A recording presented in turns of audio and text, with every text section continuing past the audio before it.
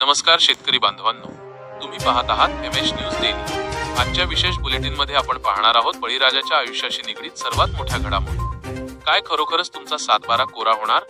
राज्य सरकारने बँकांना नक्की कोणते तातडीचे आदेश दिले? तुमच्या खात्यात 6000 रुपये कधी जमा होणार? आणि कांदा उत्पादकांचा टाहू सरकारपर्यंत पोहोचला का?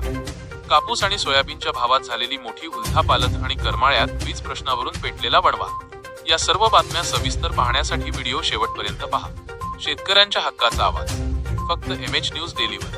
आता पाहूयात सविस्तर बातम्या। कर्जमाफीच्या हालचालींना वेग, बँकांना याद्या देण्याचे आदेश। राज्य सरकारने आगामी अर्थसंकल्पीय अधिवेशनाच्या पार्श्वभूमीवर राज्यातील थकीत कर्जदार शेतकऱ्यांची माहिती संकलित करण्याचे आदेश सर्व बँकांना दिले आहेत। विशेषतः 30 जून 2025 ते 30 सप्टेंबर 2025 या कालावधीतील थकबाकीदारांचा डेटा गोळा केला जात असून लवकरच मोठ्या कर्जमाफीची घोषणा होण्याची शक्यता आहे। नमो शेतकरी आणि पीएम किसानचा हप्ता एकत्रित घेणार। फेब्रुवारी महिन्यात शेतकऱ्यांच्या खात्यात पीएम किसान योजनेचा 22वा हप्ता आणि नमो शेतकरी योजनेचा 8वा व 9वा हप्ता एकत्रित येण्याची दाट शक्यता आहे। यामुळे पात्र शेतकऱ्यांच्या खात्यात एकूण 6000 रुपये 2000 अधिक 4000 जमा होऊ शकतात। ज्यांचे EKYC अपूर्ण आहे त्यांनी ते तातडीने पूर्ण करण्याचे आवाहन करण्यात आले आहे। कांदा उत्पादक शेतकरी संकटात, निर्यातीतून महसूल घटला। राज्यात कांदा निर्यातीतून मिळणारा महसूल तब्बल 1100 कोटी रुपयांनी घटला आहे।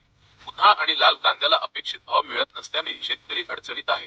तरीही रब्बी हंगामात आतापर्यंत 1.80 लाख हेक्टरवर कांदा लागवड झाली असून शेतकऱ्यांचा कल अद्याप कांद्याकडेच असल्याचं चित्र आहे।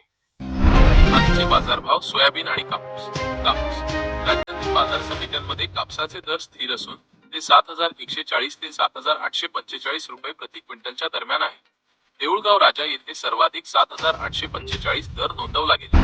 सोयाबीन, पिवळ्या सोयाबीनला 5450 ते 5800 रुपयांपर्यंत भाव मिळत आहे। आवक वाढल्याने काही बाजारपेठांत दरावर किंचित दबाव दिसून येत आहे। महावितरण कार्यालयात शेतकऱ्यांचा आत्मदहन प्रयत्न। करमाळा, अहिल्यानगर येथे वीज प्रश्नावरून आक्रमक झालेल्या शेतकऱ्यांनी महावितरण कार्यालयात आत्मदहनाचा प्रयत्न केला। निवेदन देऊनही अधिकारी उपस्थित नसल्याने शेतकरी संतप्त झाले होते। पोलिसांनी मध्यस्थी करून पुढील अनर्थ टाळले।